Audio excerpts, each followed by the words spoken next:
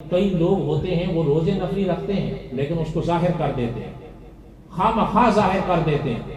اس کو ظاہر مت کیا کرو، کیوں اپنے اجر کو ضائع کرتے ہو؟ میں نے کئی لوگ دیکھے ہیں، آپ شاید نہ مانو، اس طرح اتفاق ہوتا ہے. ایک جگہ گئے، مجھے کہتے ہیں کہ آپ چائے پیئیں گے. میں نے دیکھنا سوئی یہ کیسا سوال ہے بھائی، آپ کو پلانی ہے پلا دو، یہ کون سا سوال ہے چائے پینی ہے؟ مجھ سے کہتے ہیں میں اصل میں آپ سے اس لیے پوچھ رہا ہوں نا کہ میرا روزہ ہے. او بھائی دل میں کہا تیرا روزہ ہے، تو مجھے کیوں بتا رہا ہے؟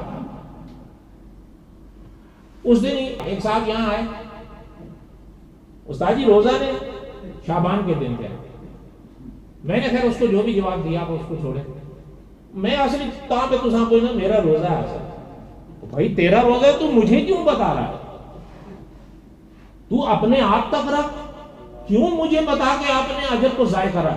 اللہ تعالیٰ کو ایسے اعمال بالکل پسند نہیں ہے جن میں ریا آ کر ریا کیا ہے؟ دکھلاوا.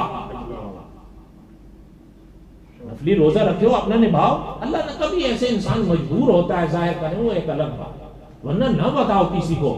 اور اپنے اعمال کا خیال رکھو. یاد رہے میں یا کوئی بھی مولوی صاحب ہو، کوئی بھی پیر صاحب ہو، وہاں آپ کے لیے کوئی بھی کھڑا ہوا نہیں ہوگا، یہ یاد رہے. بلکہ بقول مکی صاحب فرماتے ہیں ہمارا تو پتہ نہیں اپنا کیا حال ہوگا، آپ کو کیا پوچھیں گے ہم وہاں پہ. اس لیے اپنی فکر کرو. اور یہ جو کہا جاتا ہے نا کہ جی دنیا نے بھی فکر کرا کرو، جی ضرور کرو، لیکن پہلے اپنی فکر کرو. جس دور سے آپ اور ہم گزر رہے ہیں پہلے اپنی فکر کرو.